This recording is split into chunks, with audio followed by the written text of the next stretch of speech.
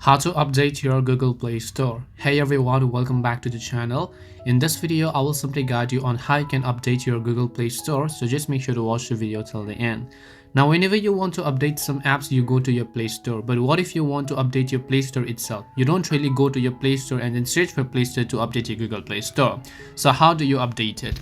Well, in order to update your Google Play Store, all you have to do is simply open up your Play Store and then you will see this type of interface where you have to just tap your Google profile icon from the very top right hand side of the screen.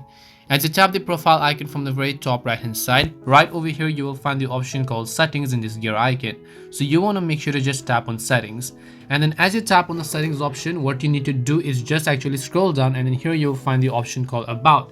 So you want to make sure to tap the about button, and then if you scroll down here, you'll find the option called Play Store version, and then all you need to do is just tap on the option called update Play Store. When you tap on update Play Store, if Google Play Store has an update, then it will make sure to update it to the latest version automatically.